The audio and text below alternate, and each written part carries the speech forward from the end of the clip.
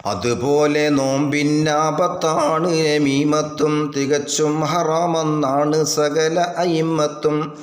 നമ്മാമീനില്ല പ്രവേശനം സ്വർഗത്തിലെ. ശൈഖാനി റിപ്പോർട്ടുണ്ട് നോക്ക് ഹദീസിലെ. ഹമാലത്തുൽ ഹതബെന്ന് കാണാം ആയത്തിൽ. വ്യാഖ്യാനത്തിൽ നമ്മാമത്തെന്ന നിലയിൽ നമ്മാമ് നമ്മിൽ പെട്ടവൻ അല്ലെന്ന് തിരുമുസ്തഫ നബി വ്യക്തമായി പറയുന്നു. അന്നാസിനിടയിൽ പെട്ട ഹന്നാസ് എന്ന പിക്കാസിലും കഴിവാലിസാനിനുമെന്ന ഇവൻ ജാരസന്താനങ്ങളിൽ ഉൾപ്പെട്ടത ഇബ്നുൽ മുബാറക്ക് വ്യക്തമായി പറയുന്നതാ. ഫറലായ കുളികൾ രാത്രിയിൽ കുളിക്കുന്നതും നോമ്പിൻ്റെ സുനനിൽ തന്നെയാണെണ്ണുന്നതും. ഫറലായ കുളി നോമ്പിന് ശുദ്ധി ലഭിക്കുമതിനാലാദ്യമായി ഉള്ളിൽ ജലം കടക്കുന്ന ഭയവും ഒഴിഞ്ഞുപോയി.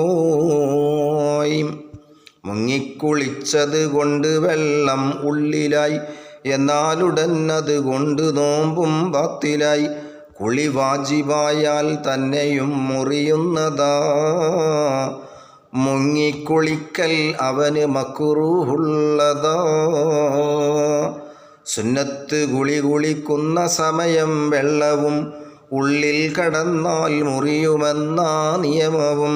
മുങ്ങിക്കുളിച്ചില്ലെന്ന് വന്നാൽ തന്നെ മുറിയുന്നതാണത് കൊണ്ട് നോമ്പും പൊന്നേ.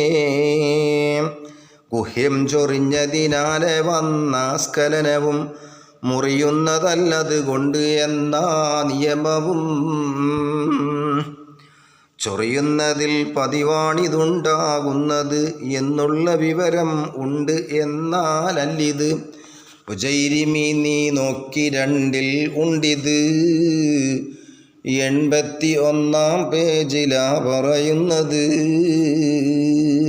അപ്പോൾ ഗുഹ്യം ചൊറിഞ്ഞതിനാലെ വന്ന സ്ഖലനം മുറിയുന്നതല്ലത് കൊണ്ട് എന്നാ നിയമവും. സാധനപ്പോൾ അവിടെ അങ്ങനെ വന്ന് നിൽക്കണം, എന്നാലും ഇപ്പോൾ അതൊക്കെ ഉണ്ടാകുക. സീതിയാജി പറഞ്ഞ പോലെ എന്നാ ഞാൻ നക്കിക്കളാറില്ലേ, തുറക്കടി വാതിൽ പറഞ്ഞത്ര വാതിൽ തുറക്കാൻ നേരം വൈകി നഞ്ഞിച്ചാണ് നക്കിക്കളാറുന്നത്ര.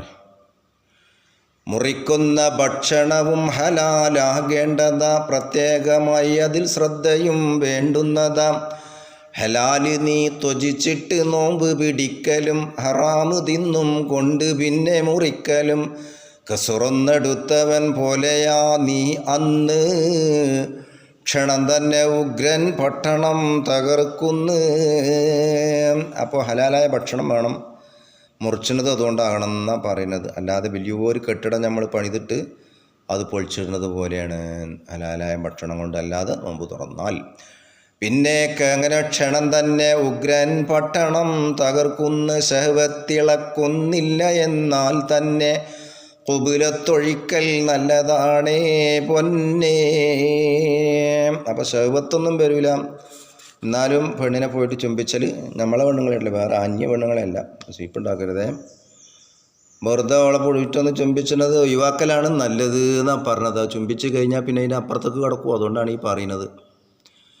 അങ്ങനെ വന്നാലും മനഃപൂർവമായി ഛർദിക്കലും മുറിക്കുന്നതാം. കാർക്കിച്ചു കഫമെടുക്കുന്നതും തുപ്പേണ്ടതാം. തുപ്പാതെ ലാഹിറിലെത്തിയാൽ വിഴുങ്ങുന്നതും. കഴിവുള്ള സമയം മുബത്തിലാത്തിൽ പെടുമതും. ഉള്ളിൽ ഒരീച്ച കടന്നു എന്നാൽ പിന്നെ മുറിയുന്നതല്ലത് കൊണ്ട് നോമ്പും പൊന്നേ. ഏതോ വിധത്തിൽ അതിനെ നീ പുറത്താക്കല് നോമ്പിൻ്റെ മുബത്തിലിൽ തന്നെയാണതുമെണ്ണല്.